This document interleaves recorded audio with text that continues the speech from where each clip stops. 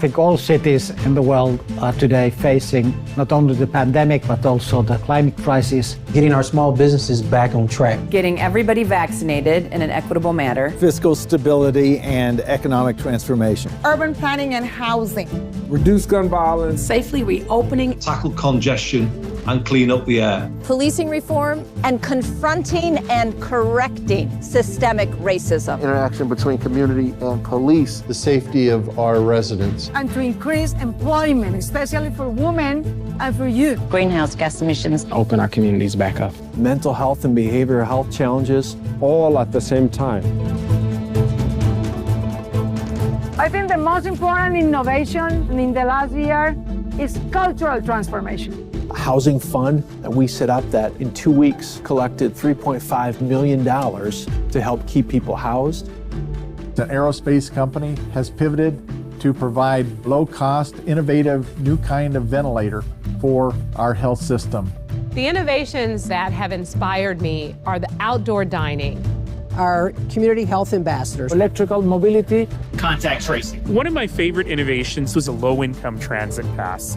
Sustainability and digitalization. And thanks to our community-based, data-driven response, we're now in the position to seize this recovery and make our city even more inclusive and successful than we were before. So we are creating better infrastructure for walking, for using bikes. Committing to closing the digital divide for good.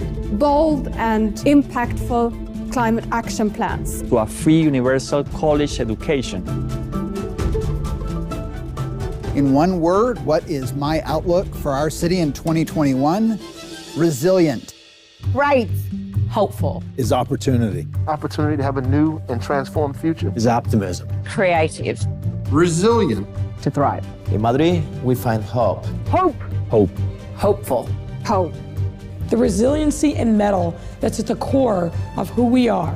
What gives me hope is everyday people in this city doing everything they can to help their neighbors. The fact that we've been able to come together during 2020, during all these crises, to build a resilient community fills me with hope. What gives me hope is that on all the challenges we face, mayors and cities are going to lead the way.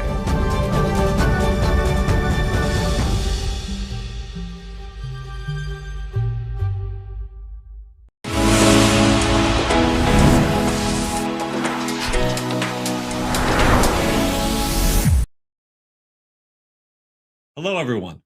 I'm Dan Porterfield, President and CEO of the Aspen Institute, and it's my great honor to welcome you to Day 2 of CityLab. The Institute is so proud to bring you, in its 8th year running, this extraordinary convening with our partner, Bloomberg Philanthropies. I'd like to thank the Bloomberg Philanthropies team, including Jim Anderson, Patty Harris, and of course, Mayor Bloomberg himself, for their partnership and leadership. It was exciting to hear from Vice President Kamala Harris yesterday, and I know we all look forward to hearing from Secretary of Transportation, Pete Buttigieg, at the end of today's program. These are two remarkable leaders, and I note with some pride, both are longtime Rodel Fellows with the Aspen Institute, recognized for their leadership in state and local government, something they share with so many others on our virtual stages during this event. And this year, like so many things, CityLab is different, and the conversations we are having could not be more urgent. Our sense of normalcy has been completely stripped away, and the deeper realities of injustice and inequity have been laid bare. We know now that we will need far greater resiliency and far more effective public health responses in order to deal with the inevitable future pandemics and climate crises that await us. But we must remember that while cities have been laid low before, they have always emerged stronger. Indeed, cities themselves hold the answers to their own reconstruction in the ideas and passions of their people and their leaders, from mayors and city councils to neighborhood organizations, churches, and schools. There is always a wellspring of talent to turn ideas into action that makes a difference. The Aspen Institute was founded 7 decades ago, as the world was still reeling from the tragedies of the Holocaust and World War II. The leaders who came together then shared a deep regard for human dignity and a sense of humanistic optimism that people of goodwill can create a more free, just, and equitable world. Now, we have to come together in another moment of hope, a time in which we realize that our core human capacities for love, reason, collaboration, empathy, and invention will be enormous assets for solving the very real problems that we face. And we look to cities, which still sit at the center of it all, to show us the way forward. Thank you for your leadership at this time of great need around the world. And thank you so much for joining us this week. And now, to continue to guide us on our world tour of cities, I'd like to turn it over to CityLab 2021 MC from New York City's Inside City Hall, Errol Lewis. Thank you, Dan. And hello, everybody. Welcome to day 2 of CityLab, the world's leading global summit for mayors and city innovators. We're coming to you live from New York City. I'm your CityLab host, Errol Lewis. Now, in case you missed it, yesterday, CityLab welcomed some of the biggest names and the brightest lights in urban innovation from all around the world. We heard from leading mayors and big thinkers, and for the first time ever at CityLab, we welcomed a Vice President of the United States, Kamala Harris. Today, we will welcome even more special guests as we travel the globe and visit some of the world's most dynamic and creative and inspiring cities. Once again, before we really get going, let me share a few tips for your best viewing experience. Closed captions are available for all viewers. If you'd like to do that, you should hover over the bottom of this video and click CC and select Display Captions. Next up, you should know that CityLab is not just any old web meeting. We have designed CityLab 2021 to be as interactive and collaborative as possible, even on a small screen. So on the right side of your screen, you'll see the official CityLab chat, and I'll be continually reading your reactions and your comments. We invite you to use the chat to communicate with me and everyone else in this global audience. Be sure to tell us where you are tuning in from. I am glad to report that yesterday, viewers from 40 countries joined us here at CityLab, which is fantastic. Let's take a look. Who do we have so far? We have Ana from Medellin, Gabriela from Mexico City, Christina is joining us from Stockholm, and many more. During our panel discussions, you're going to see thought-provoking poll questions pop up. That's going to happen on the lower left side of your screen. It's not quite scientific polling, but we do want you to answer those questions. We'd like to know what you are thinking about the big issues that cities are tackling. And remember, one advantage of this online-only CityLab is the opportunity to venture out, at least virtually, to 4 amazing host cities on 4 different continents. We're including Bogota, Freetown, Helsinki, and San Francisco. In fact, let's head to San Francisco right now.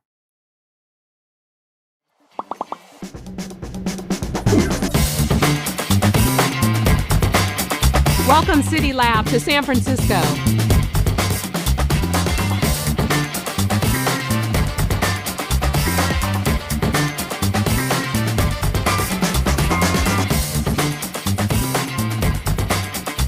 San Francisco is one of the most beautiful cities in the world.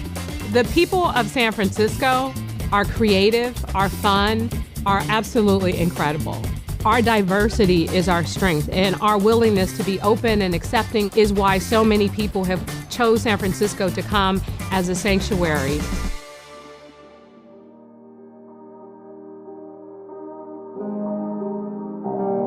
The new public health order that we're announcing will require San Franciscans to remain at home with exceptions only for essential outings. It was definitely hard to stick my neck out there and be first at shutting a major city like San Francisco down, but it was necessary. So many people told me not to do it. Our economy was suffering. People were not visiting San Francisco. I grew up in a tough neighborhood, and I think it prepared me to be as bold as I possibly could. You can't hesitate when you have information that is important to public health. You can't hesitate in not only providing that information to the public, but also making the right decisions that impact their lives. Laguna Honda Hospital in San Francisco, it's really an incredible success story. It's one of the largest assisted living facilities in the country. We knew the possibility of an outbreak in congregate living settings, especially amongst our elderly. We requested assistance from the federal government. We started working with the Department of Public Health. There were recommendations by the CDC. We followed the science and we acted quickly. Within the first 2 weeks that we had the vaccine here in San Francisco, we worked to get every patient and every employee vaccinated in Laguna Honda.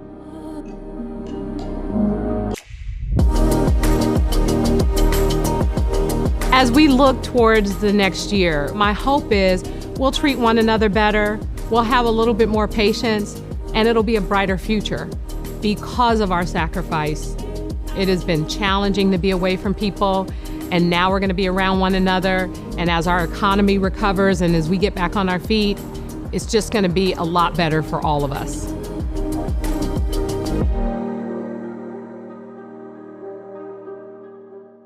An inspiring video.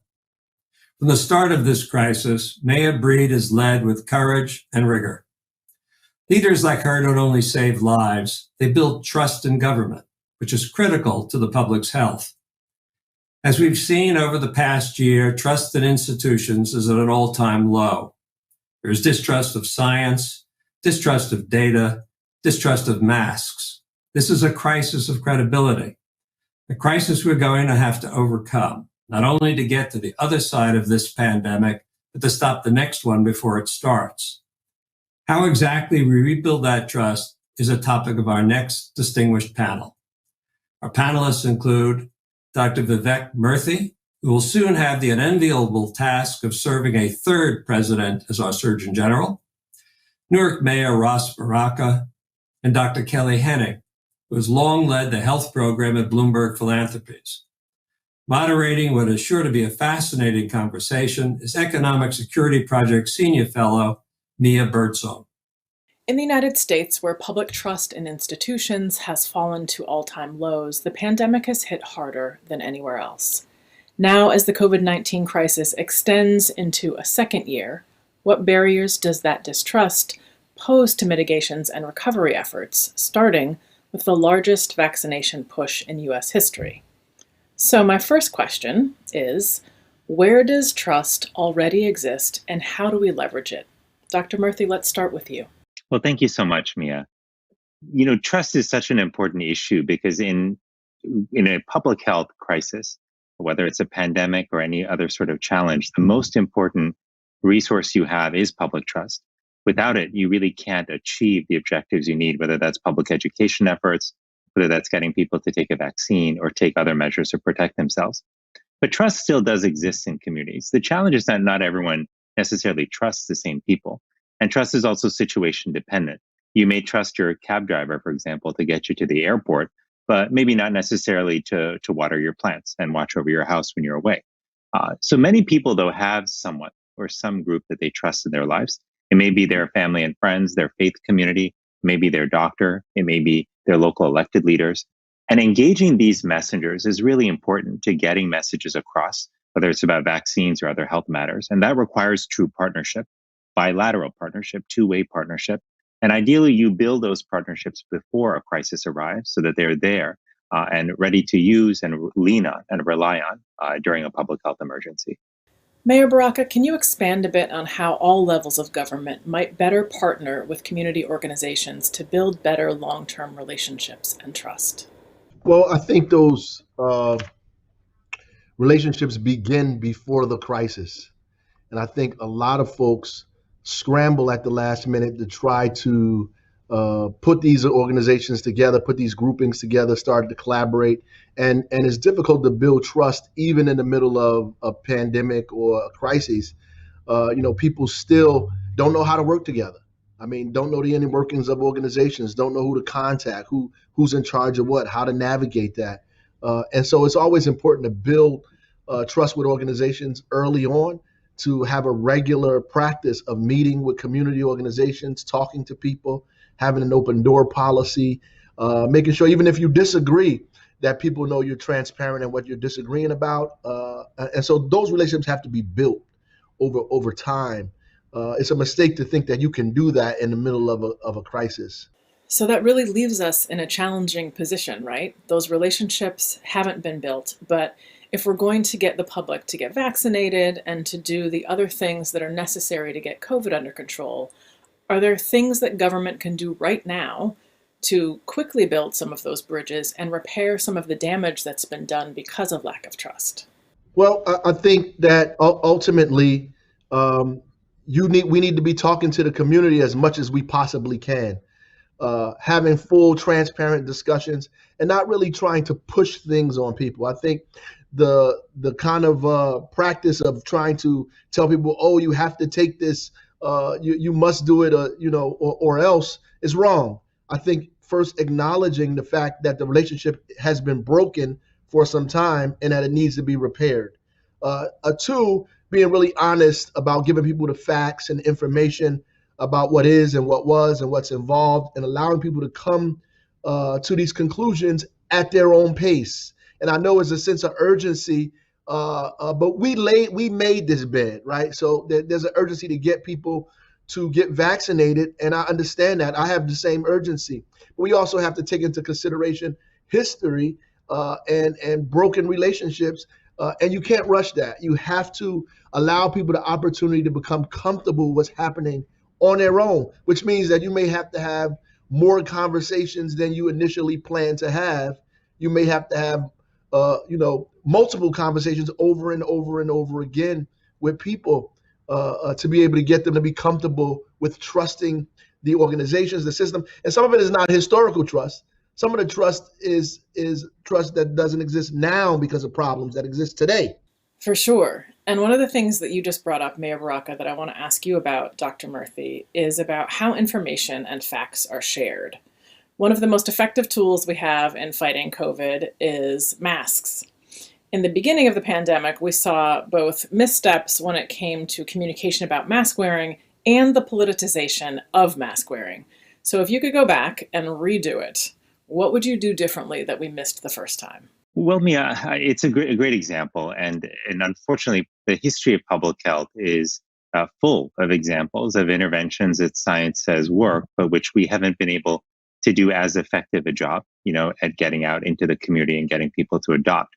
And that's not necessarily people's fault. It's, as Mayor Baraka was saying, it can be the result of longstanding challenged relationships and distrust that has built up over years that we may not have acknowledged. But I think that the idea that the way you want to address this initially is you want to, number one, start with listening and understanding people's concerns, because they're not all the same. And one of the, I think, potential pitfalls we run into is assuming that everyone has the same concerns. The second thing is we want to acknowledge what their concerns are and validate them. See, too often I think public health makes people feel judged.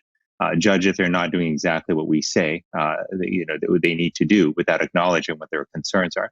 And I think the third thing we have to do is work on getting people to yes on the things they want to do instead of always saying no. I mean, I was aware when I served as Surgeon General before that people sometimes would assume that I was going to be the one telling them everything they couldn't do. Like, don't eat that piece of pie. Don't eat that dessert you really like. Don't have that other drink. Whereas I think what we have to do with public health is more frame it as a set of tools that can help get people to where they want to be, whether it's getting together with friends. Can masks allow you to do that more safely? Well, yes, if you can get together with people, distance and masks in outdoor settings, that is dramatically lower risk. And a mask can be a way then to form a bridge, essentially, to social connection. It's always important to have messages that are informed by science and not by politics. It's been a challenge in the past. And you've got to ensure that you've got a diversity of messengers, because the message matters, but sometimes the messenger matters even more. And that's why these community partnerships are absolutely essential to good public health work. Much of your work over the past couple of years has looked at loneliness and the public health consequences of weakened social connection. And in my own work, I've seen that loneliness is in many ways an outgrowth of some very American ideals around individualism and an understanding of freedom that kind of rejects interdependence and connection. How should we be thinking about combating toxic individualism in the context of a public health crisis like COVID? Well, Mia, it's a really interesting question, and I know you've done such important work in this space. I think there is a thread of individualism that runs through the American experience, but there's also a strong thread around community. And it's interesting because it's not that relationships aren't important to many of us, but for many of us, including me, relationships have just drifted lower on our lived priority list, not on our stated priority list. We'll always say that our relationships to our family is the most important and our close friends, but in how we live our life, where we put our time, attention, and energy, for many of us, again, myself included, work often has crept into first place just based on time, energy, and effort. But on a societal level, I think what we've also done is we've allowed the balance between the individual and the collective to swing away from community, perhaps too much. And I think what that's meant is that we cherish individual accomplishment and effort. We tell stories about the individual entrepreneur who built an extraordinary company, or the most important athlete on a football team or basketball team. But we often don't sufficiently recognize and lift up the extraordinary progress that's made possible by collective effort. And I think we change this through the stories that we tell, the efforts that we reward, and through the lives that we choose to live. And I think that the life that I feel called to live, and that I feel as a society we need to move toward, is one where we truly do prioritize people and relationships, where we put people first. But we've got to get there one by one by living that in our own lives, and ultimately by telling those stories in our media, in our speeches, in our communities, because the stories we tell are essentially communicating what we value. And we've got to communicate that the collective, that the community truly does matter, especially in moments like this. Dr. Henning, I want to get you into this conversation. I think that many would argue that in addition to flawed and confusing messaging and some of the challenges of American culture in particular, we also just don't have robust public health infrastructure. And that goes beyond our ability to respond to infectious disease. What are the broader public health investments that we need to make in order to better position us to fight future crises and to prevent them from happening in the first place? Mia, thanks for that question. You know, we've been working on some of these issues for a long time, long before the pandemic actually hit. And when people think about public health, they often think of historical pieces like smallpox eradication or polio, or perhaps more recently Ebola virus outbreaks that have occurred. And now, of course, COVID-19.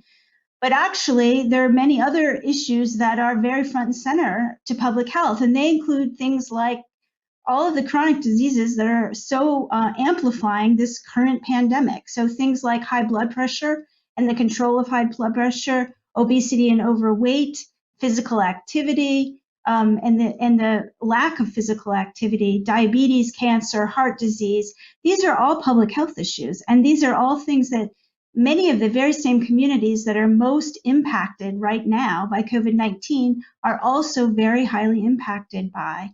And this issue of trust really extends to these chronic diseases. Folks are not being met where they are. They're not being encouraged to seek care. They're not being supported in many of the ways that we need them to be in order to address these really enormous killers. Smoking is another one. Smoking is tobacco use is a major killer still in the United States. And these are all public health issues that have equity issues attached to them, and that we really have this opportune moment right now to address in this COVID pandemic. So the question is, how do we actually build the infrastructure we need to address not just infectious diseases, but all the other kinds of public health issues we have? And is part of that about actually expanding how we understand the role of public health? Yeah, I think there's a lot of work that could be done to bring the public along in terms of their understanding about what public health is. But I also think public health has a lot of listening to do. I mean, what are these obstacles to doing, to providing better services and to engaging the communities that are most affected? We have lots of answers in public health, but we don't have lots of listening all the time. And I think this might be the moment when we really want to double down on engagement with those communities. We've got the attention of the public, of the policymakers in this COVID moment, now we have an opportunity to go even further and really address some of the underlying health issues that are so seriously impacting vulnerable communities. So, Mayor Baraka, let's get real. The vulnerable communities that we're talking about are communities of color, low-income folks, disabled folks, and there are historic and present-day reasons for all of these communities to legitimately distrust our healthcare systems. So I have a two-part question for you. The first part is, what should be happening right now to make sure that people who have been marginalized and exploited are not left behind when it comes to vaccines? And secondly, what are some of the things that our healthcare systems need to do, not just to build relationships moving forward, but to repair relationships with Black folks, Indigenous folks, and other communities who've experienced harm from those systems? I mean, look, places like Newark, I mean, African-American women are 4 times more likely to die giving birth than anybody else in the state. And we have one of the highest infant mortality rates in the country, right? So that also contributes to the mistrust of people taking care of us. I think the first thing is access. So it's not enough just to talk about what's going on, and we have to have access. So access to health systems, to wellness. So we have to make sure that the vaccine is available to people in the community, that we're not just setting up these big sites. 50% of the people in Newark don't even drive, right? So when they first started these drive-in testing site, you wiped out half of my city. So we had to figure out how to do walk-ups and do pop-ups in various communities and neighborhoods, in church parking lots, and the parking lots of stores, and parking lots of schools. And so the same thing in terms of the vaccine, those things have to happen. We have to make it accessible and put people involved in the processes who come from those communities that people trust. You have to bring those people involved in the processes inside as nurses, as administrators, as practitioners. They have to be involved as credible messengers, right? All of those folks have to, you get the religious community involved as well. As we started to do in Newark, you start getting them vaccinated, allowing them to be credible messengers. Those things have to happen. And I think with the public health infrastructure period, we have to get away from this kind of emergency room model and go towards the kind of public health clinics in our community, because we don't have access to primary care physicians. So I listen to the CNN and they always say, talk to your doctor, ask your doctor this. Well, the doctor in our community is the emergency room. So there's no primary care physicians. And so we have to set up clinics and opportunities in these neighborhoods in order to get people acclimated and give them access to right healthcare. The last thing I want to say is that healthcare in our community is crisis oriented. People go to the doctor when they are about to keel over, pass away, super sick, falling down, and there's not a kind of emphasis on wellness. And I think that all of those other issues, the high blood pressure, the other kind of things that led to the comorbidities, this whole idea about wellness has to be taken seriously in our communities to get people to trust that you're trying to keep them alive or let them have a great life, not just care for them while they die. I really appreciate all of that. Part of what I hear you all saying is that public health actually needs to be for the public, but it also needs to be of the public, right?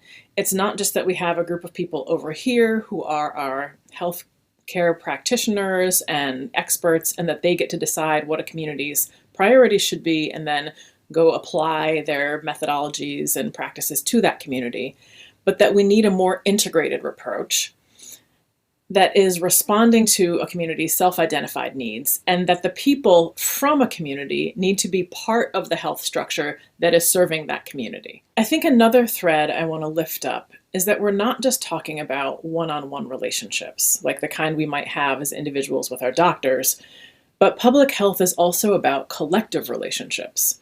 This is where we think about things not just like heart disease or smoking, but also things like access to high quality housing and food. Those are all the things that we really need to support our wellness. Thank you so much to all of my guests. Next up, we are taking you to Freetown, Sierra Leone, where you'll hear from the fashion designer, Marianne Kai about the work she's doing to address COVID and build a new generation of leaders.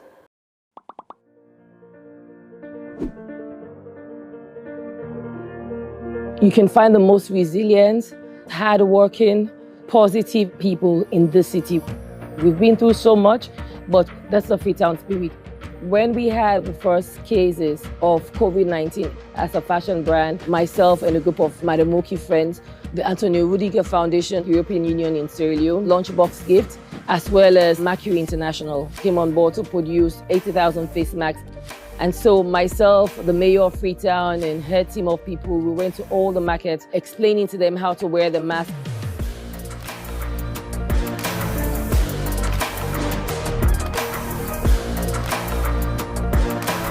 We're training them in tailoring, makeup application, photography, and basket weaving. It was very important to set up a mentoring program that was focused on empowering the next set of girls that are coming up. I want in the next 5 to 10 years to see some of these women taking on the mantle of leadership, because that's the only way that Sierra Leone is going to grow to the next level, when we empower women.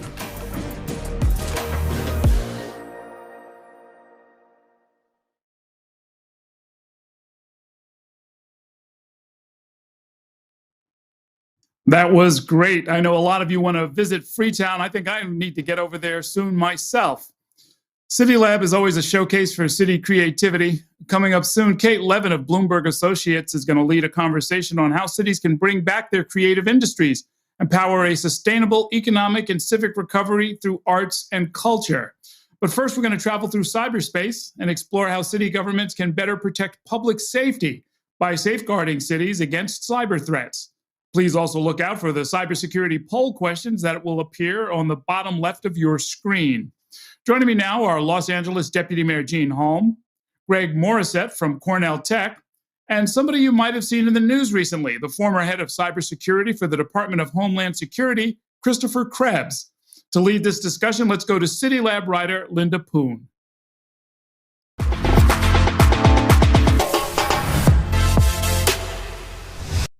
So Chris, I like to start with you. What are some of the greatest cybersecurity threats right now that cities are facing? And where are their greatest vulnerabilities? Hey, thanks for having me on. I think there are three primary threats that I'd be thinking about, or really a mix of risk issues. First is we're seeing a lot of criminal actors look to disrupt functional services delivered to citizens. And we're primarily seeing that through ransomware. And again, that's locking systems up where you can't go pay your bills, your parking tickets, process taxes. And that's ultimately disruptive at the local level. We're also seeing an increasing digital divide. And that's the technology that are fueling those citizen services, the gap between the haves and the have-nots, and the funding that's available to facilitate the digital transformation at the local level is really widening right now, particularly in the era of COVID. And then the last, it's not so much a digital, ones and zeros threat, a cybersecurity threat, but we are seeing an erosion of confidence in government at the national and the local level because, frankly, local news reporting is starting to evaporate. And where do our citizens go to get information they can trust? And that trust in government is critical at all levels, so you can improve investments, improve service delivery. If you don't have that trust in government, it's really hard to make the advances you need. Yeah, I really like that. So I see this as two sides. There is something about, needing to protect the systems and infrastructure of cities, and then needing to protect that trust between the city and the residents. So turning over to Greg, what does this mean in terms of how cities protect their system? How do cities go about, ensuring their employees know how to protect against cybersecurity threat, right? Because some of the most recent attacks, deceivingly simple methods, right? Phishing emails. So what is your take on that? So a little bit of education goes a long way in terms of training employees. Hiring a firm to come in and probe for weaknesses and look for problems is another good best practice in a sense. Thinking about the software that you're installing and how it's safely configured, what dependencies it has. If you look at something like SolarWinds, the recent attack there, a lot of people didn't even realize they were running that in their networks. So understanding what you're running, making sure it's patched, educating your users, basic digital hygiene, frankly. And I think there's a lot of need for private-public partnership. So when cities are actually, working with the private sector on these security software, like what do they need to know? What do they need to know is what is essential versus something that's just, all talk. Yeah, that's a great question, because security firms like to scare people and sell them services, frankly. So you need somebody who can come in and understand the code that you're running, how it was developed, whether it was tested, if the company's following best practices and threat modeling, minimizing attack surfaces, this sort of thing, whether they're using the latest technologies in terms of static analysis or other tools that might secure the code, controlling the update process and so forth. So, I think when you go to procure software these days, one of the things you want to do is go ask for the product security officer and talk to them and find out how the company's behaving, what their practices are, and whether they're doing the best that they can. So Jean, I'd like to hear from you as someone who works with the city of Los Angeles, and I'd like to know how you guys prioritize cybersecurity.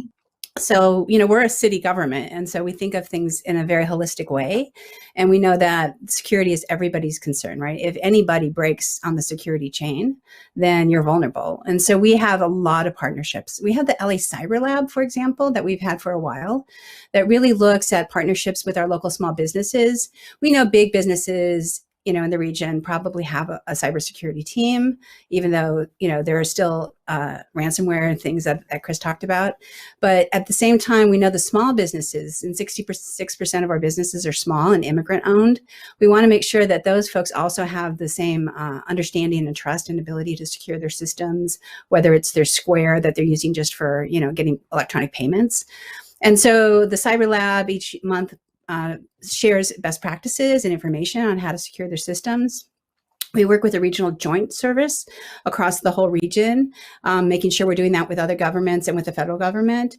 And then we have a particular focus on these partnerships with 3 of our bigger departments, which is LAX Airport, the Port of Los Angeles, through which 40% of all goods to the US come through, which is a pretty amazing fact. And we run the largest municipal water and power in the country. And so our Department of Water and Power. So all of those are essential services that have to be kept secure. And so we work in a tandem way of both helping people secure those systems. And then kind of to what Greg was saying, we also do a lot of internal phishing. And if you click on an email, then you'll get taken to the security course you have to retake.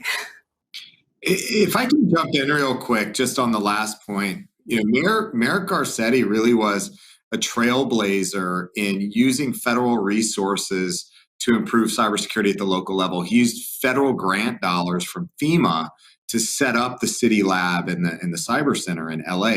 And that, those lessons learned should be spread far and wide across the country. And it shows you that there are resources available. In fact, the Department of Homeland Security Secretary, Ali Mayorkas, just the other day said that they're going to start changing the risk formula for the FEMA grant program to shift more funding towards cybersecurity and away from some of the terrorism programs. I think that's just a really welcome change in the approach to that federal local partnership. Yeah, I do think funding is definitely a big part. But Chris, I wanted to ask you, are there other things that the federal government can do in terms of partnering with cities? In terms of resources, there's also that human capital, that knowledge, right? And a lot of these city systems are a bit outdated. Information is siloed. There's not much sharing. Is there anything that the federal government and the local governments can work together on?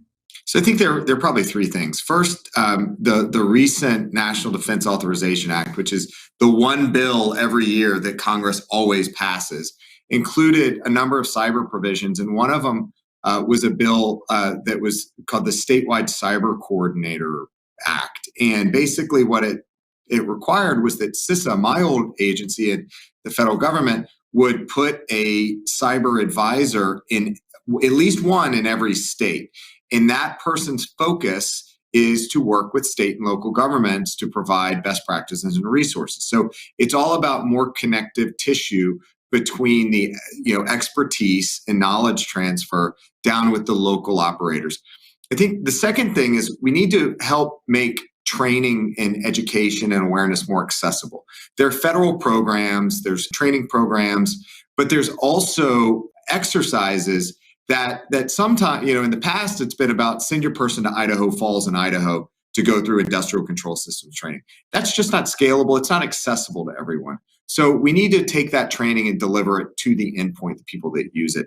And then lastly, there are other federal programs like the .gov top-level domain. We've seen a lot of cities and localities not use that .gov and instead use a .com or a .us or .org for their domains because of it costs $400 a month. And to me, that's such a tragic security decision to not move to a more secure website because of $400 a year. And so USG, the federal government, is now able to carry some of that cost. So I think every city out there, every county should move move to that .gov domain. And then for Greg, I wonder from sort of an engineering perspective, it's helpful for cities to think of this as an engineering problem. The way, if you see a problem with bridge, you go and solve it. What is your take on that? I wish that was the case. We don't yet have a science of security and engineering around security that really makes it possible to treat it like bridge building. But I think in addition to the things that Chris was talking about, investments in security research from the federal level are really important because we need new architectures and new approaches that mean you don't have to train everybody to be a security engineer. We need better practices in the way that we develop software. And agencies like IARPA and DARPA and so forth have actually developed programs that are actually quite effective. They're just very costly right now. We need to transition those ideas out of the labs and into the real world. The other part that I'm interested in is protecting residents, protecting local businesses, especially with the pandemic. So much has moved online. There's so much data that's being gathered. So what are some best practices in terms of ensuring that trust, right, between residents and government, ensuring that, when residents put in their data, fill out the form, that is being protected and that's not going to get stolen by cybersecurity threats? Well, I think it's really important to be transparent about what you're collecting and not obscure it. So, how many times have we clicked on the terms and conditions when we download a new app and we just kind of get through it because we're trying to get to whatever it is we're trying to do. So we have actually, we're just publishing a digital bill of rights, a code of ethics for development of systems that show what we collect for people, how we use that data. And part of that is a new contactless government executive directive for Mayor Garcetti that focuses on how we're helping people get access to these services and making sure that information known by one department isn't necessarily known by another. So that I may have a dog, and the city of Los Angeles knows that because I have a license, but I don't necessarily need LAPD to know that. And so I don't need the zoo to know what LAPD knows about me as well. And so the idea of starting to use things like blockchain, transparency. So when you sign into your Angelino account, which is our single sign-on service across city services, you can see what data different departments have about you. You will be in the future have the ability to correct that data if it's wrong. But just having that transparency, I think, is so important, and setting expectations. And then the other thing we've done, especially around this Angelino account, was we just finished up 2 months of listening sessions with our community-based organizations and individuals who are homeless, elderly, immigrants, foster care youth, that are really the ones who traditionally have had issues for lots of good reasons with trust in government. And so the idea is, how do we architect and create things across the digital divide, as Chris said, across these trust issues, to start to build trust up through transparency and access to services. Speaking of the digital divide, I know that's something that's been blown wide open because of the pandemic, especially with school, right? So many children have moved online, and I have read of hacks that are targeted at schools. Should cities be preparing for more of these attacks, and how should they do that? Oh, so yeah, I think it's important because we have so many people who could potentially be vulnerable to those attacks, right? Including 5-year-olds who are coming on through, iPads or tablets to connect to kindergarten classes. So, with the LA Unified School District, we have a very tightly controlled way for particularly younger kids to get access. We just are in the midst of distributing 18,000 free Wi-Fi hotspots through a partnership with T-Mobile to our homeless and foster and at-risk youth. And those all have additional security on them just to make sure everybody's being safe and is not going to be vulnerable. But then we also have to make sure that the teachers and staff and others are doing that in ways. So what you can do it through platforming and making sure everybody all goes into the same platform and securing that. But in reality, when you're really kind of in a learning environment, you have to kind of open things up a little bit. And so it just becomes part of what I always think that we should be having computer science for all. We should have classes on computer science and cybersecurity. And in fact, we have a program that many school districts participate in called the Cyber Patriots program that is starting in 3rd grade, help to teach kids cybersecurity skills. And then by high school, they're in competitions with each other. It's super fun. I like to feel all of your thoughts about this idea of everything being interconnected nowadays, right? This race for a smart city. What is sort of your best advice as to, how cities should go about becoming smarter?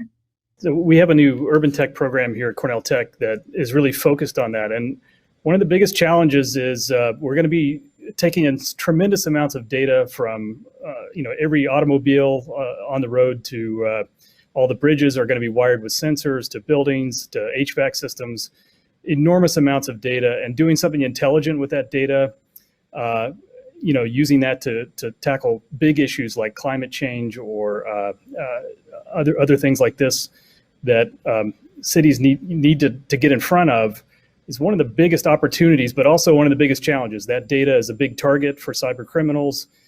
Big challenge. So we have to really think through the security and privacy issues from the very beginning when we start to architect these smart cities of the future. Yeah, and I'd add on top of that cybersecurity and privacy protection, it's a team sport. And what I've seen in my career is that the leaders that embrace that mentality, that embrace a culture of cybersecurity are the ones that ultimately run successful organizations that can survive and thrive when you have a bad day. And again, this goes to Mayor Garcetti's leadership in this space. The more leaders we have that view cybersecurity as a everyday business risk tend to be, again, more successful. Cities have to take a special vigilance, as do other regional governments, on protecting their citizens' privacy and the privacy of their data. So we're doing a project with NASA right now that's amazing around air quality. So we're interconnecting all of our smart city Internet of Things sensors. We're doing citizen science. You can check out air quality sensors at libraries in our environmental justice neighborhoods. It's all great, but we're collecting data that doesn't reveal information about the individual person, but it reveals information about the environment, and combining the data from the ground with satellites to be able to better predict air quality and the policies that we're using to impact that. I think architecting these programs from the beginning with the idea of privacy and security in mind is the only way that we're going to really get to being a smart city that is also a safe city and a city that is trusted. All right. Well, Chris, Jan, and Greg, thank you so much for all your time. Thanks. Thank you. Thanks so much.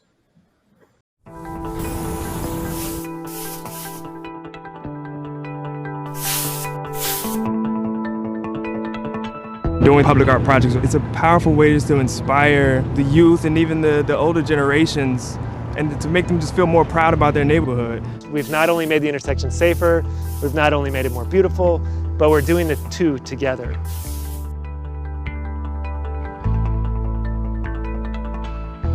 It's one thing when artists do things for the community, but it's totally different when the community is actually invited to be involved.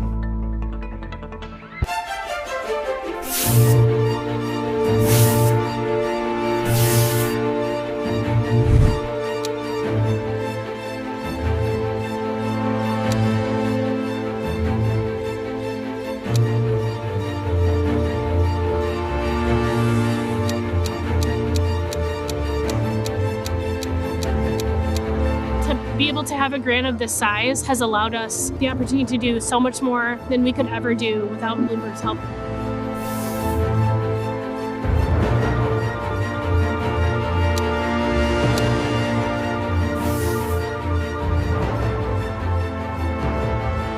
and really changes our future.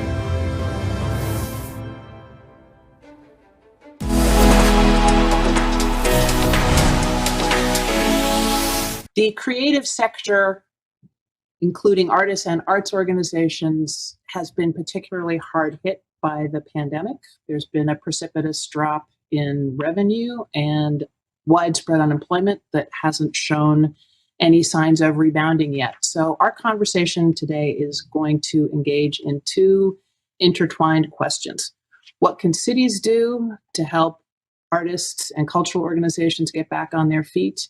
And what role can the arts play in civic and economic recovery from the multiple crises plaguing our cities? I'm Kate Levin, principal at Bloomberg Associates, a pro bono consulting firm that advises cities.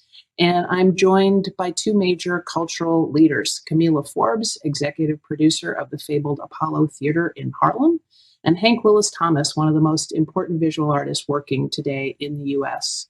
I'd like to start our conversation with a question from the city's point of view. There may be increasing awareness of the value of arts and culture to cities, but the details are often a bit hazy for the leaders who have to make excruciating decisions these days. So my question to each of you, and I'm going to start with Camila, what advice would you give city leaders? Why should they take a risk, as it may seem to them, to invest in the arts? What can the sector do that is of special urgent value right now? Arts have the power to keep people close. It reminds us of our empathy, and it reminds us of our humanity. This past year has shown us how much we need all three of those things. Being close, being empathetic, and also looking towards each other for our own humanity. I mean, I think the biggest challenge right now is that I'm very clear that this pandemic has been destructive of our health infrastructure. And up until a couple months ago, I wasn't sure if we were going to see our way back from a particular, having a very specific national health plan, which I'm very clear on now, that we will have a national health plan to see our way out of this health pandemic. But what about the PTSD pandemic? Right? What about the mental health pandemic? What about the transformational healing around our citizens within this country? That is where the arts and civic leadership need to work hand in hand to truly orchestrate the sense of healing, to truly help to teach us how to feel again. We literally have not been in physical spaces with one another, with citizens, with neighbors, with loved ones in over a year. This is really destructing sort of the core essence of who we are as humans. So that's what I think is most important, is how do we see artists as civic leaders to develop a civic plan with urban planning and leadership to develop a path to healing. Yeah, I'm glad that we have not had a conversation before. We never met before, but we're both thinking a lot about artists as civic leaders and the role of healing within our communities as part of the responsibility and the lane in which artists can serve. I think civic leaders also could broaden their perspectives of their role to be seen as creative. Urban planning is an art form. Writing laws is an art form. And in many ways, participating in civic life is the greatest creative collaboration that there is, right? That because some call it bureaucracy. I think another way of looking at it is collaborative community making, and what we call art actually allows us to relate to a lot of things that we think we already know very differently. No artist makes work about right now or for right now. We make things with anticipation that they will have an impact on the future. And so we're living in the future. And I believe that the investment in that future thinking is actually going to be fruitful for the country and for the world. So Camila, what would you advise a city leader to think about in terms of a narrative of recovery? What do you see pieces of that arc are, as particularly, given your extraordinary expertise as a theater artist? So as a city leader, it is about how can we vision possibility for tomorrow, right? Art is a democratizing tool. And guess what? So has this pandemic democratized us all almost in a way of really equalizing a sense of playing field, if you will, to think anew, to restart anew. So from a city leader point of view, I think it's about when we think about returning back to normal, understanding that we are visioning a new possibility of normal. This is an opportunity to truly rethink, refashion, reshape our cities, our neighborhoods, our towns, our cultural life in a vastly new way. So, I think that's, as artists, that's what we do every time we enter a new project. We almost, we take with us what we learned from the last project, but it is about creating amongst a blank slate. And I think city leadership has to be that bold, take that kind of bold steps forward, as artists do every single day. So what have you learned specifically at the Apollo from this closure period? So I've learned resiliency. We've learned that, culture cannot be canceled. As much as our building has been closed, we've had to pivot to the digital space in order to connect with community. We've also learned that as an arts institution, it is not just art that we are connecting, but we had had to fill in gaps where leadership had not, where we had provided information for food banks, information for, places where people can get tested through our program Apollo Cares. Art centers really serve as community conveners. And that's one thing I think in the last 10 months, we've really been able to see is that so many, whether it's art centers, churches, other, formal and informal gathering spaces, had to fill in the gaps as really civic leaders within our communities. Hank, my version of that question for you, you have created so many contributions to the public realm through projects like For Freedom, through the Truth Booth, through the Unity sculpture, for those of us in Brooklyn that get to see that, through Rise Up in Montgomery, Alabama. So many cities are dealing with complexities around monuments, around memorials. How do you look at your work in terms of creating a conversation with your audiences? And how do you think civic leaders should try and understand what's in the public realm? I think my role in the work that I do in the public realm is really inspired by the idea that there are people who aren't yet born that I and we have things to say to. And the objects we put in the public, the buildings we build, really are a message to them. And we want them to be looking backwards, but with an eye towards the future so that they don't make the mistakes that we have made in the past. And I think that does require critical thinking and having questions embedded in public space. Whereas what I grew up with, most of us grew up with, were statements about who was important and why, because they were on a horse and on a pedestal, but not why they were important and who was not being included. And so I really feel that public art has a responsibility of opening minds and sparking curiosity so that we can look deeper into our past so that we can have a more fulfilling future. So a lot of times city leaders are very comfortable with business sectors having an arc from incubation to profit center. Culture does that, but that's not always as evident. And Camila, I'm wondering if you can talk about your journey with the Ta-Nehisi Coates piece, Between the World and Me, because that certainly started in the nonprofit world and ended up on HBO. Can you give us a vision of what that's about? Sure. So in 2000, obviously, Ta-Nehisi Coates wrote a book, 2015, that became a National Book Prize winner, Between the World and Me, really became a voice amongst the rising Black Lives Matter movement. The book was how to write letters to his young 15-year-old son. What does it mean to be a Black man in America in the age, Black boy in America in the age of Trayvon Martin? 2018, I decided to translate that work for the stage with the work of, with the support of the Apollo Apollo Theater, and which commissioned and produced the work along with the Kennedy Center. So it was truly incubated within a nonprofit structure, within a nonprofit institution, within mission-based institution. The work then lived as a stage production that toured New York, Washington, D.C., and Atlanta. In 2020, obviously, amongst the backdrop of the murders of George Floyd and Breonna Taylor, we knew that we needed to have we had to have an artistic response, an institutional response, and we couldn't gather. So theater is not possible in that realm. So started to have conversations with media partners, and one of those media partners who had aligned values around social justice and around art and social justice was actually HBO. So we shot it completely during the age of COVID.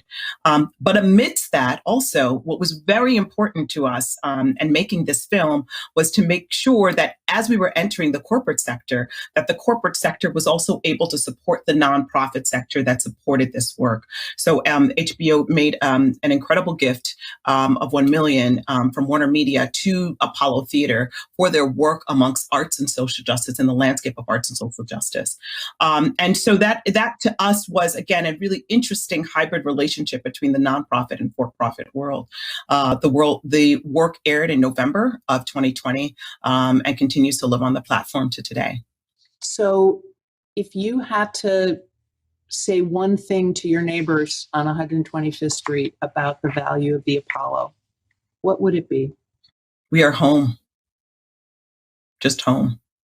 And Hank, one of the things you've talked about is how there's not enough room for ambiguity in cities. Do you still feel that way? And what do you think is the role of the arts in helping create, I guess, productive ambiguity? Well, I mean, there were a lot of terrible things that we experienced over 2020 and into 2021. Some of the most beautiful things I saw in New York City in 2020 were the creative ways that people gathered safely to share their voices. And one of the most exciting ones for me was on Juneteenth, where there was like a impromptu concert parade that stopped in front of the Apollo and was just a celebration of joy and community. And we took over the streets with Black joy, with civic joy. And that kind of experience reminded me of how just people willing to say yes to something new and something different in the spirit of positivity and community can open the minds of and fill voids. And that's what creativity is. It doesn't have to live on a canvas. It doesn't have to have something sanctioned. It just has to have a spirit that is undeniably good. And so there's that kind of ambiguity. I think the late John Lewis would call good trouble. Yes. And that's essential to the fabric of any healthy city. Always has been, will be going forward. Well, thank you both so much, Hank and Camila. And now back to our CityLab host, Errol Lewis. That was brilliant. Many thanks to Kate and Linda and all of our expert panelists. And thanks too to everybody I see, including the mayors that are participating in our chat. I see a lot of good ideas and some strong opinions, and we want you to keep those coming. Now let's keep it moving and let's talk about city mobility. The idea of hyper-local planning is not exactly new, but it is picking up momentum, especially in European cities. To talk about the possibilities and the limits of the so-called 15-minute city, we're going to go to CityLab writer Fergus O'Sullivan, who'll be speaking with urban designer Dan Hill and award-winning placemaker Jay Pitter. But first, we'll make a brief sojourn to CityLab's European host city, and that's Helsinki, a city that is leading the world in building trust and engaging residents.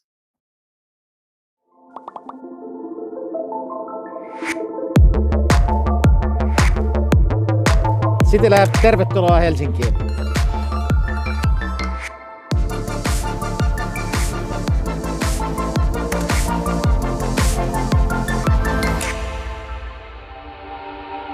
Helsinki is the capital of Finland, which has been ranked as the happiest nation in the world 3 years in a row.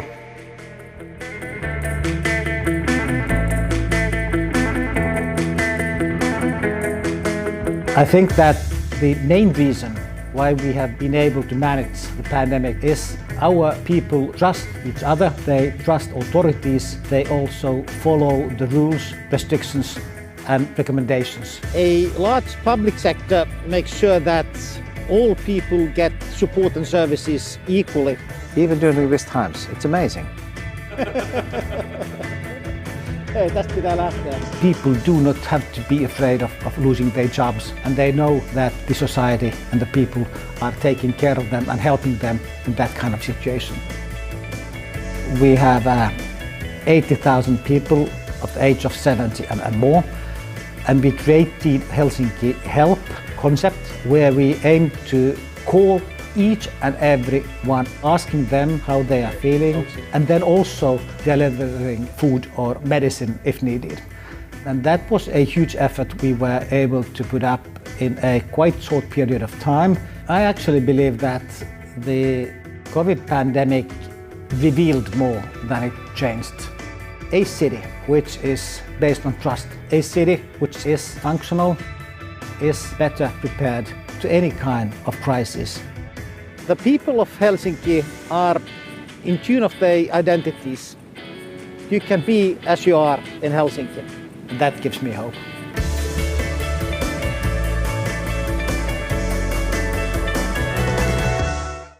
In a period when lockdowns have newly focused people on their immediate vicinities, the 15-minute city concept has become a much discussed one in planning circles.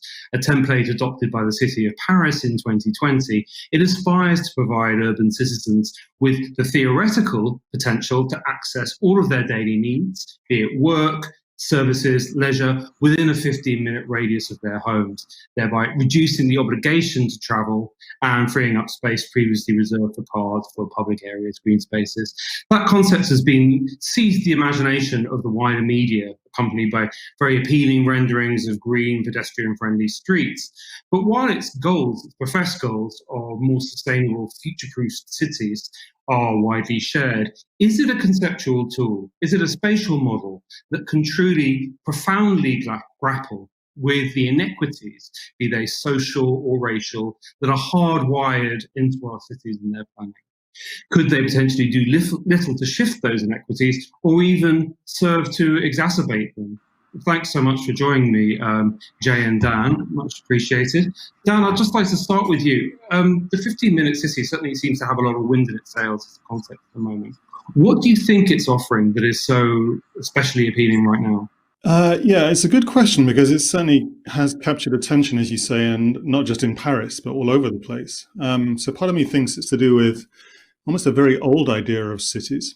You could argue that almost all cities were 15 minutes-ish until about 60, 70 years ago, when we really let the car off the leash and started to hack cities apart and let them sprawl and spread out in different ways there. So it became a question of 30 and 40 and 60 minutes average commute times, things like that. So there's kind of something deep and underlying about that's the way that cities have been for most of the existence, in a way, certainly until the last couple of generations. But I think what's interesting about it is it really, I think if you frame the question well, then it forces a concentration on the idea of the daily needs and desires of people. That's the way it's sort of described. And people sometimes get this wrong. They think of these 15 minutes from a spatial point of view as if it's like a 15-minute prison with a person in the middle of it. And it's not really that. It's about saying, well, what are the relationships around you that you need to support a thriving life one way or another?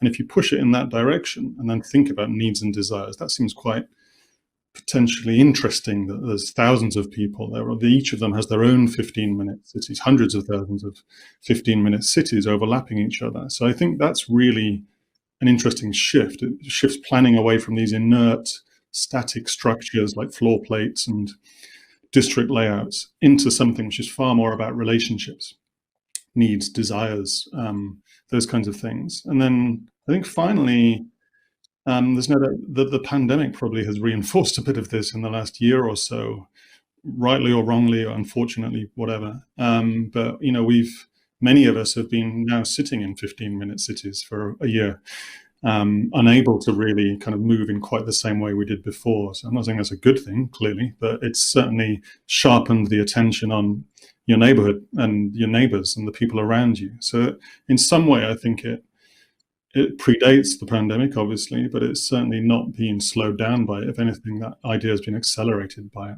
I'm interested in seeing, I mean, you lay out very clearly why people are so engaged with this right now.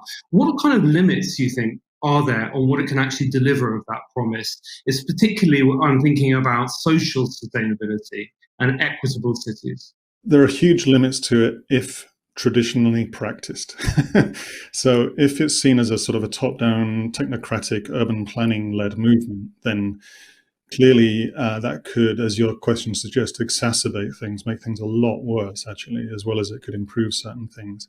So it does nothing, in a sense, for giving people more livelihood. It does nothing necessarily for social justice. So if it is really just a spatial reorganization of services in a way, that in the worst sense could lead to a series of gated communities with some very privileged situations. So for sure, absolutely. So I say, if traditionally practiced, deeply problematic. However, there's no need for it to be traditionally practiced. I think hopefully we're past the time where you sort of see the urban planning department as a silo separate to the economic development, separate to social services, separate to healthcare, separate to environment and so on. If you play it out properly, then it enables you to bring all of those things together in the street simultaneously. That's very powerful. You're then talking, as I said earlier, about relationships, about social relationships as the starting point for it. So it becomes the vehicle through which you can address questions of social justice or environmental justice. Absolutely. But that takes a complete reframing of the way you approach it. It can't be technocratic urban planning led. It's got to be something far more systematic and holistic. Jay, we talked a few days ago, and I understand that, well, at least you're unconvinced at how valid and useful this concept is as a motor for urban transformation. I'm a champion of resilient and socially connected cities, of course. However, I am averse to this concept. It doesn't take into account histories of urban inequity intentionally imposed by technocratic and colonial planning approaches, such as segregated neighborhoods, deep amenity inequity, and discriminatory policing of our public spaces. Furthermore, it doesn't take into account the moment. It doesn't meet the moment. We're looking at a model from Paris, and proposing that we impose that model on cities that have evolved in very different social and spatial patterns. Cities on the spoke, on a grid, and also slums in from the outer core. We're talking about cities with deep and complex histories of social tensions right across North America, from segregation to tensions between colonialist and indigenous populations, tensions with gender and how women experience the public realm and navigate cities. We haven't acknowledged that cities have fundamentally been designed for men. They're actually coded as spaces that are male, while the home has been coded as spaces for women and gender diverse individuals. And so it doesn't explicitly acknowledge any of that. So while I really liked what Dan said, the truth is that without explicitly acknowledging these things, we're already down the path of a technocratic approach. I'll give you a very quick example as well in terms of why we need to consider amenity inequity. A article in the Toronto Star showed that within Canada, we only have 23% of neighborhoods would benefit or be able to transform into this 15-minute city, because only 23% of those neighborhoods have the kinds of amenities to support this proposal. And so there's a lot of, it's presumptive, it's not evidence-based, it has a cultural bias, and the thinking is extraordinarily incomplete. What do you think the kind of widespread adoption of this as planning orthodoxy, what effect might that have on marginalized communities? What are your fears on that? Well, what we see already is that within marginalized communities, we see resistance of things that are actually really wonderful and beneficial, like so more walkability or bike lanes. And the reason we see this resistance is because these kinds of approaches to intensification, while good for us and good for the environment, they also often spur gentrification. And so communities are very nervous about that. Also, when we talk about living in very close proximity, one of the questions we haven't grappled with is that we've never done that in history. We've actually designed cities to create buffers between us across race and class specifically. This proposal completely ignores a century of planning interventions that have actually concretized deep social divisions between people. So this proposal also lacks a social plan. And without a social plan, historically marginalized people become even more vulnerable. So what are we going to do about that?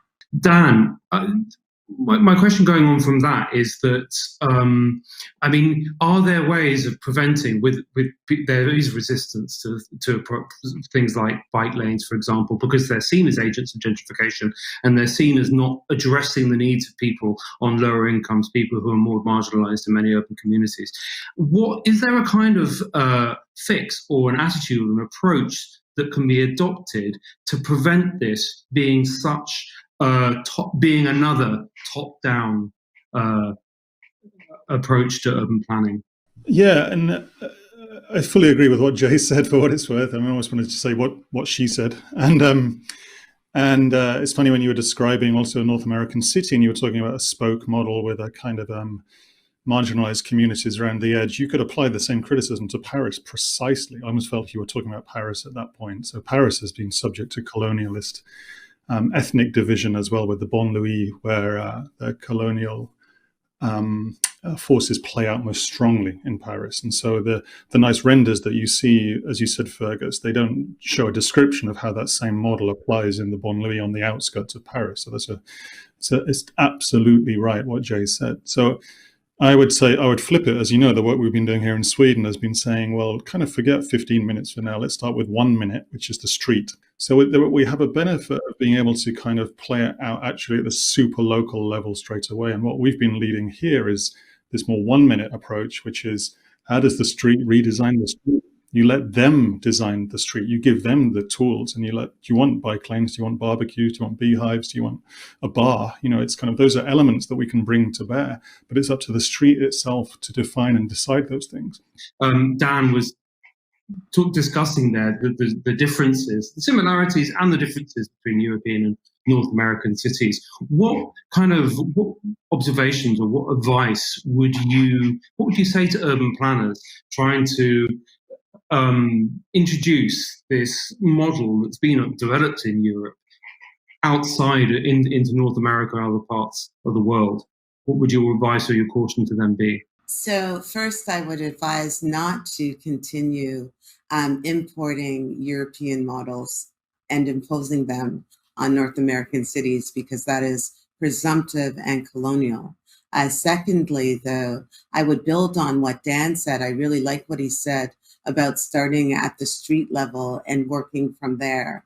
I think that when we start from the street level and work from there, what happens is that we'll have more authentic intensification. So for some streets and cities, neighborhoods, they will go from a 45-minute city to maybe a 20-minute city, and that may be significant progress. Some places will go from 60 minutes to 50 minutes, and that will be significant progress. And so we have to have a spectrum approach here. We also have to think incrementally, and we also have to take an approach that is very hyperlocal. So what is interesting about this approach is it claims to be hyperlocal, but it doesn't acknowledge the hyperlocal context of different cities and different places.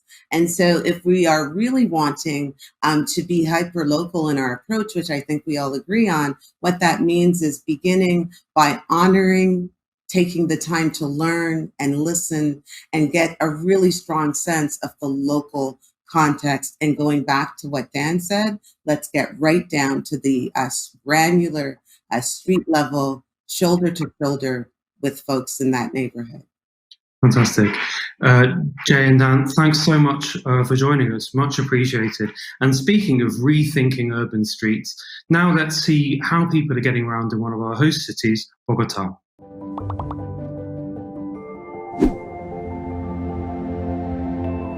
Cycling has made Bogota a smaller city.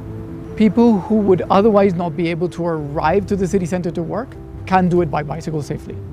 The past 15 years, I've been working a lot on advocacy for cycling. I started to see how the bicycle was actually something very good, not just for sports, and not just for me as a person, but as a mode of transport.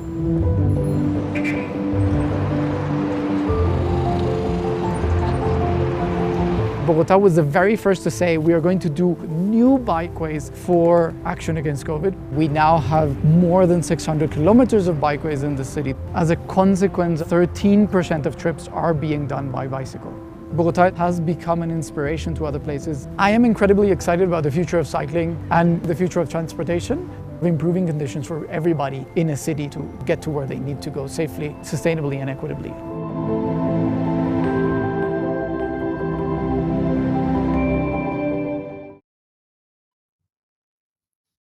Wow, that look at Bogota makes me want to get on a real bike real soon. Love my Peloton, but I'd love to be out on the street.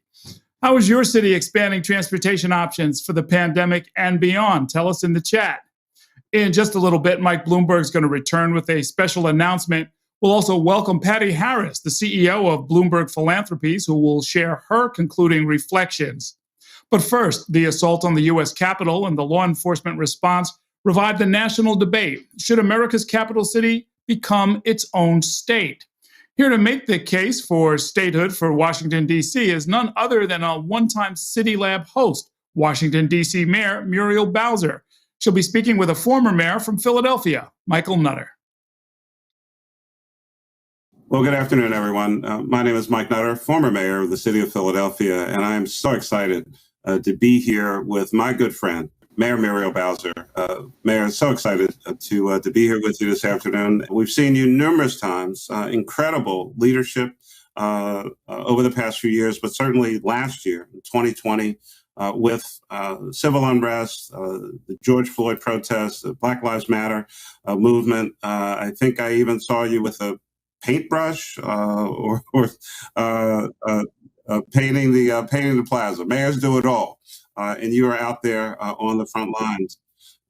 So how are you doing? How's it going? I'm doing okay. Mayor. And you know well that we don't know always what will be thrown at us as mayors of major cities.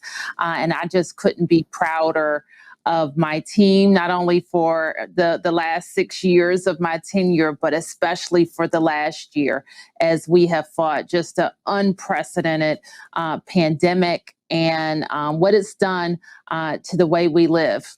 Well, Mayor, the thing that's quite unique, and I want to have some conversation about it, unlike any other city in the United States of America, and certainly, you know, I brag on, of course, Philadelphia, birthplace of freedom, liberty, and democracy, but, you know, that changed a number of years ago, a lot of years ago, and Washington, D.C.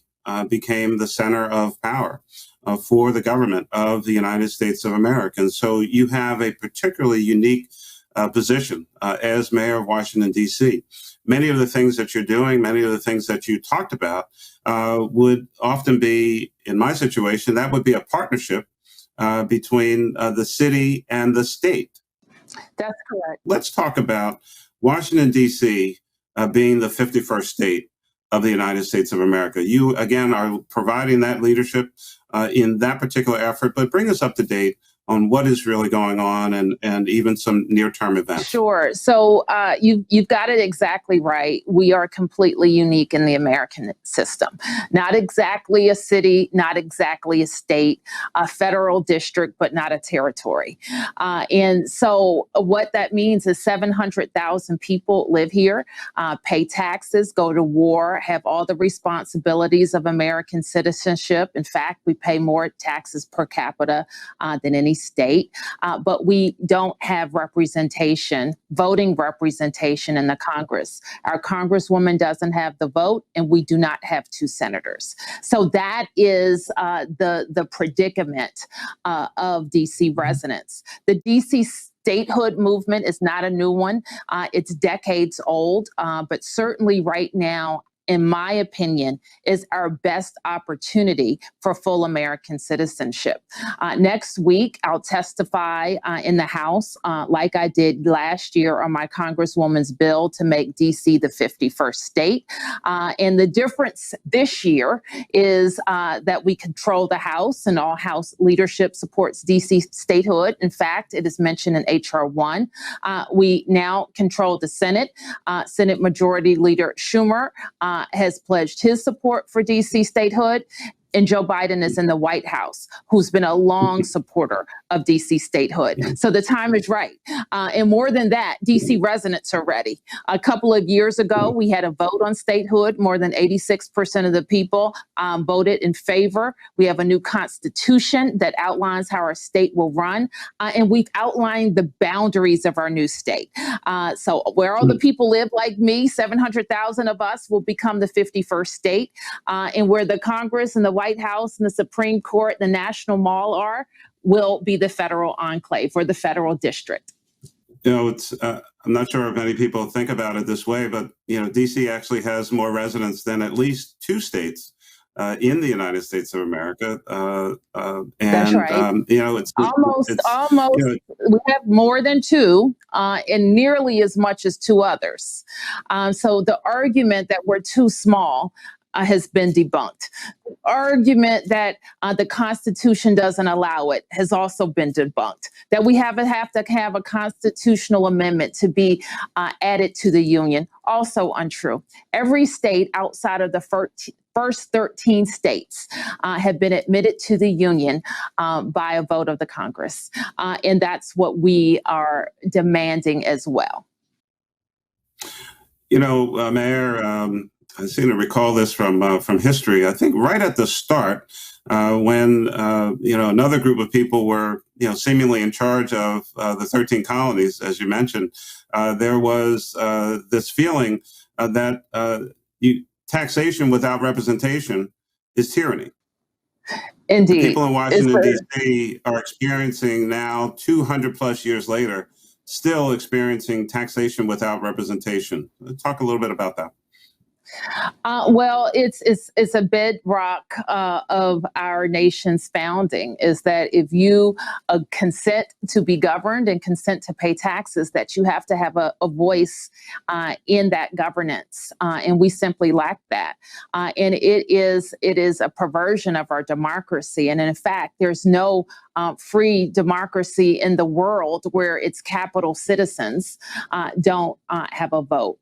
So not only is it just fundamentally undemocratic, it just violates our principles of fairness and justice. And we think that it, in fact, is one of the key ideas that have to be righted in our march towards a more civil and just society. You made mention of course, the pandemic, which again we continue to live through. You and your team back in 2020 were some of the earliest efforts put forward to have a comprehensive plan to help people and citizens deal with the coronavirus. And again, you've been acknowledged in your government for those efforts. But we also know that beyond the numbers, of course, there are real people who have been affected, who have been had the disease and even passed away. And you've, again, provided that kind of leadership for your citizens. At the same time, you know, mayors are still people.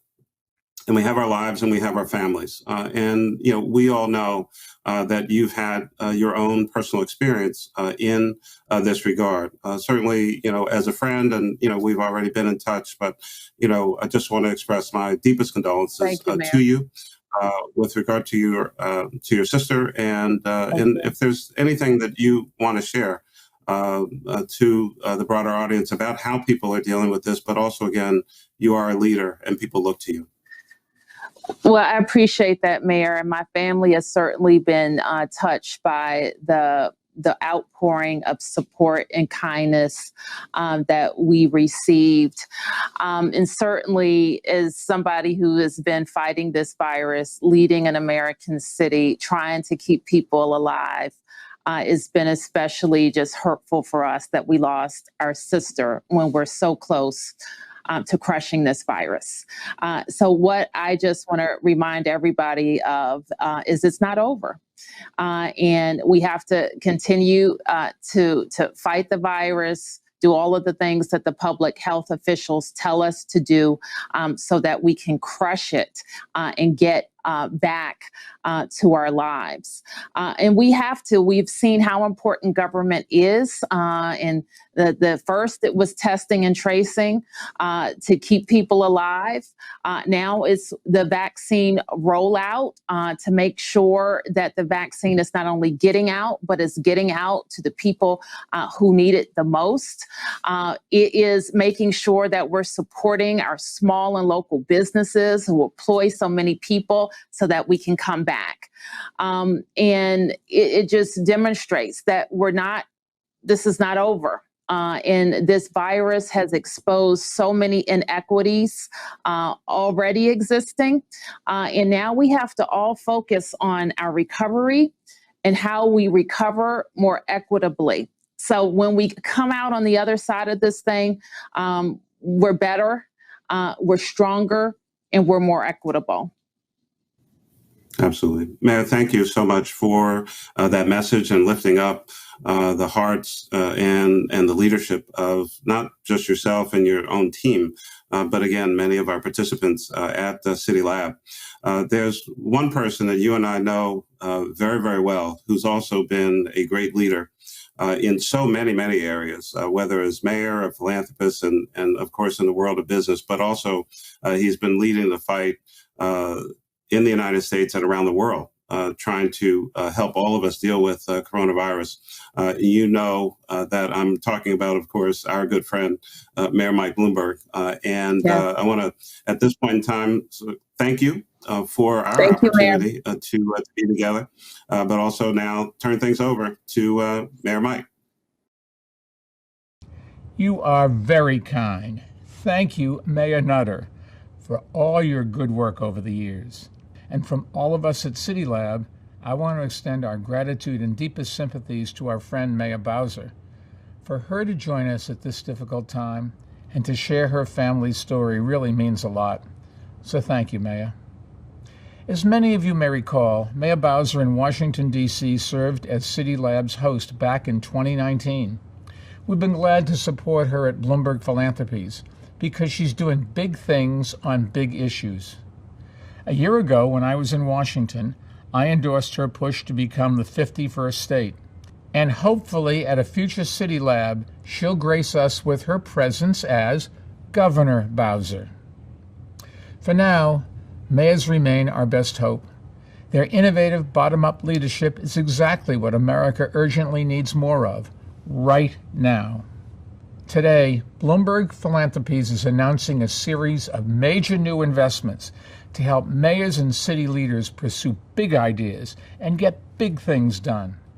First, we'll expand our city leadership initiative with Harvard, and we'll do it with a major new $150 million commitment from Bloomberg Philanthropies. We'll create a new center at Harvard dedicated to strengthening mayors and their teams, the first of its kind in the country. The center will include a new fellowship program for Harvard graduates who will go to work in cities nationwide, helping mayors advance their high-priority projects. And will endow new professorships to support experts in tackling global challenges through local action. So that's the first big new investment. The second will be a $25 million partnership with New York University. Together, we'll create a new 2-year leadership program that will train a diverse and talented group of students for careers in public service. This program will include scholarships for students in need so that everyone with the drive to serve in government can do so. And that's really important because strengthening city leadership means diversifying city leadership in every possible way. These two new investments build on Bloomberg Philanthropy's long-standing commitment to support mayors, whether it's by providing executive training or offering access to the best public health data or bringing public art to even more cities through our Asphalt Art initiative. Now, before our city innovators get back to work, we've got one more special guest. I'm glad to say that both he and Mayor Bowser are distinguished alumni of, you guessed it, the Bloomberg Harvard City Leadership Initiative.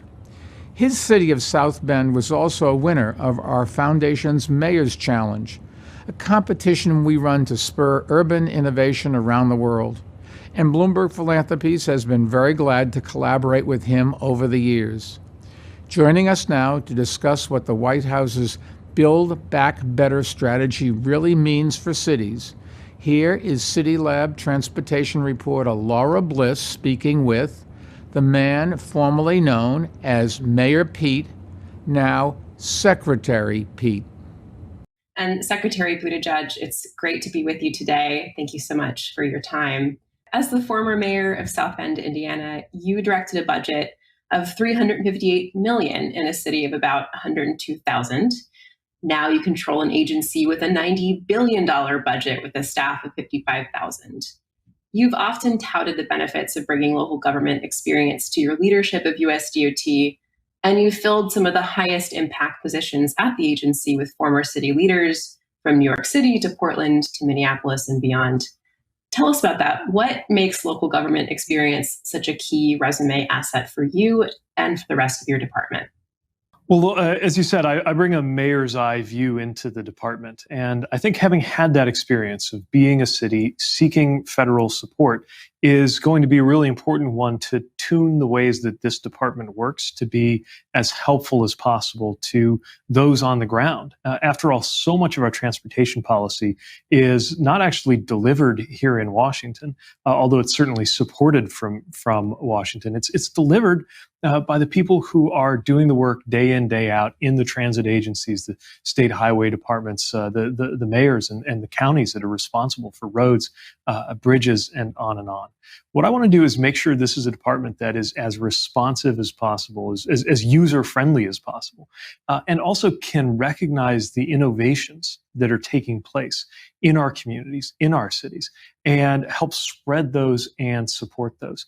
There's no question that this is a different role from leading a city, but it's one where I think I'll be drawing on those experiences, certainly of my own city, and also coming from a city that isn't one of the largest in the country, that didn't have a full-time staff just for the purpose of dealing with places like the Department of Transportation, because I think it's often those communities that are sometimes left behind in the conversations here in Washington. I'm interested in whether you think there's a role for DOT in areas that have been considered primarily local in scope. I'm thinking about land use and city planning, which has long been considered key factor in reducing reliance on cars, which is something that you've talked a lot about. Is that an area that DOT could increasingly enter into with this sort of city-centric perspective?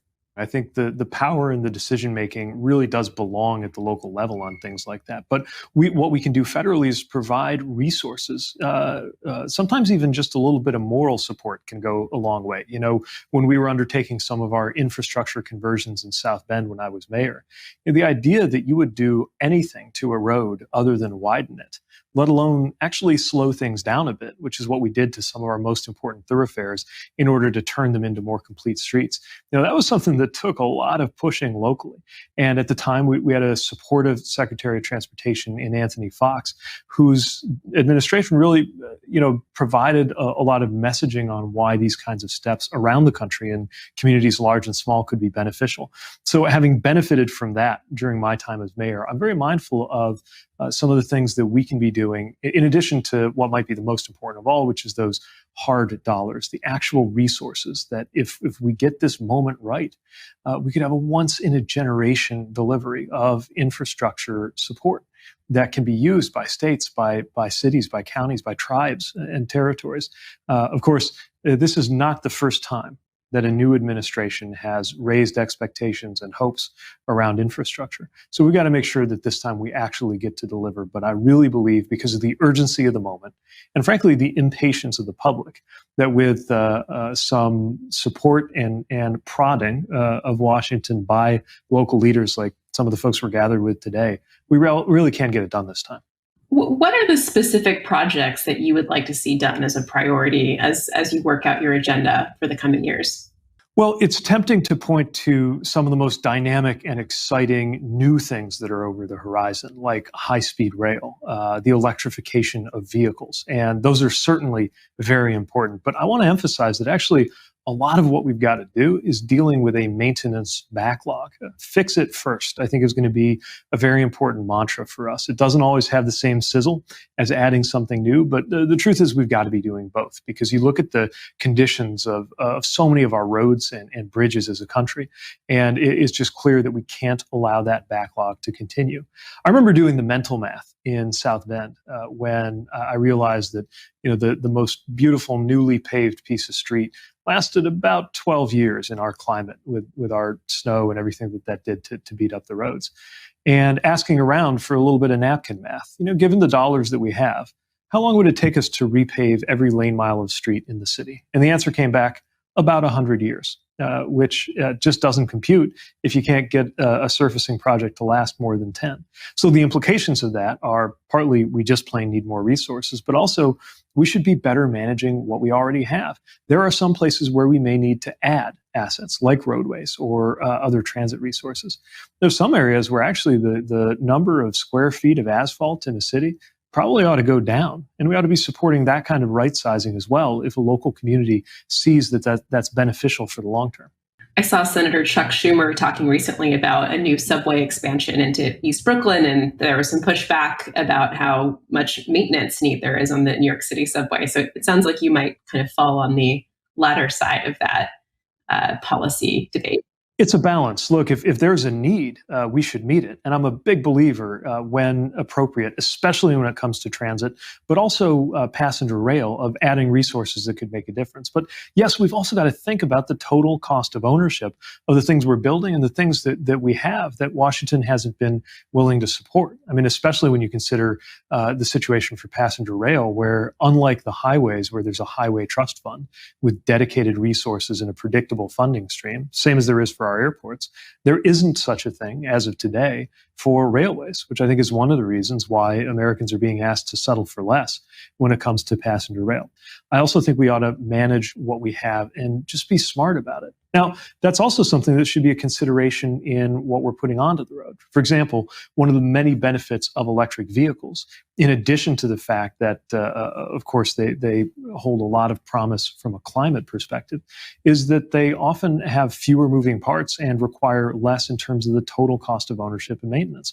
Something else to consider is we're supporting not just policies that will help individuals get into electric cars, but things like the grant programs that are helping communities purchase low or zero emissions buses.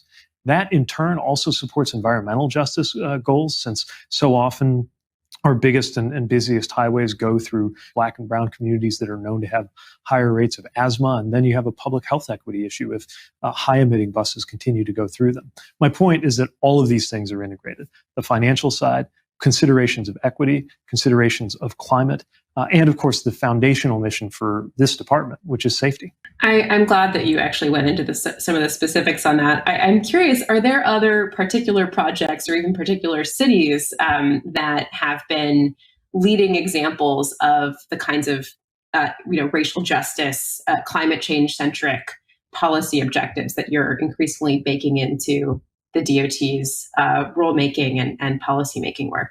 Well, we're definitely listening to the communities that have been the most intentional about the equity and climate implications of their choices. And that's happening in so many different ways. In some of our biggest cities, you're seeing that there's been a lot of mayoral leadership that's part of helping convince the public to invest more in infrastructure. You look at ballot measures and initiatives that have been passed in Los Angeles under Mayor Garcetti or Austin under Mayor Adler, for example.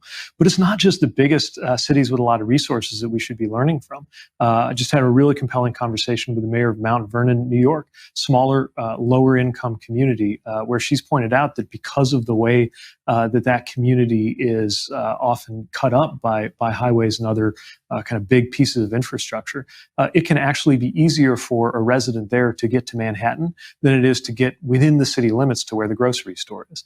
That's why listening is such an important part of federal policy when it comes to how we engage with cities, counties, and towns. I had one last question for you, if you don't mind, Secretary Buttigieg, and that's on the question of topic of technology. Rather, it's something that you've talked a lot about, and the sort of focus on innovation that you brought to your time in South Bend. From my perspective, reporting on cities, I think that local governments have often struggled with sort of balancing the real world policy objectives with the flashy promise of new technology when it comes to transportation in particular, whether it's self-driving cars or smart streetlights, vehicle tracking systems. And I'm wondering what you think the DOT's role is when it comes to helping local governments, state governments kind of strike that balance between policy and the allure of the new.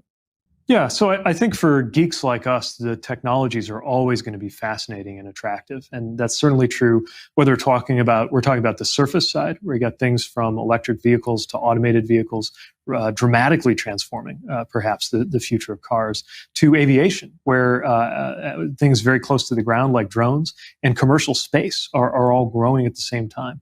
And of course, opportunities around rail and some of the other things we've talked about. And I'm always interested in more ideas around that. In fact, it was here at CityLab that I learned a lot about digital citizenship efforts that were being pursued in countries around the world that I think we could learn a lot from too. The important thing, I believe, in terms of not getting carried away or keeping our focus, is to remember it's never technology for its own sake. When we're contemplating paying a lot of attention or making a big investment in technology, the question has to be, what problem does this solve? And as we take equity more seriously as a transportation priority, I think it's just as important to ask the question, whose problems will this solve? And if we get that right, then anything we do around technology will be focused on the policy and mission priorities that are why we're here in the first place. Thank you so much for your time, Secretary Buttigieg. It's been a pleasure to be with you. Same here. Thanks for having me. Thanks, Laura. And wow, what a fantastic conversation. It was great to hear from Secretary Buttigieg. We've been big fans of his going back to when he was Mayor Pete. He was part of the very first class of mayors in our Bloomberg Harvard City Leadership Initiative, and he was an amazing participant. In addition, his team went on to win our 2018 Mayor's Challenge. So I can't think of a better person to wrap up our main stage programming. This year's CityLab was unlike any other, but our goal was the same: to hear and learn about the very best in city innovation. And it's fair to say we accomplished that, and then some. You heard from some of the top minds and thinkers in medicine and public health, cybersecurity, climate change, social and racial justice, the arts, education, and on and on. We hope to bring you all together in person next year. But what's amazing about the past 8 years of CityLab is that whether we've been in London or Los Angeles or Washington or online, the quality of the programming and the spirit of the event has remained the same. And the fact that we were able to attract such an incredible group of speakers and participants this year is a testament to the power of this event and technology and the power that cities hold as a proving ground for innovation. On behalf of Bloomberg Philanthropies, I want to thank our longtime CityLab partner, the Aspen Institute. My great friend Dan Porterfield and the entire Aspen team are incredible and such a joy to work with, and we treasure our partnership. Next, our 4 virtual host cities really made this year special: San Francisco, Bogota, Helsinki, and Freetown. And I want to thank their terrific mayors for their inspiring leadership. Their beautiful, dynamic cities have been on full display these past 2 days. And I don't know about you, but I cannot wait to visit them as soon as it's safe to do so.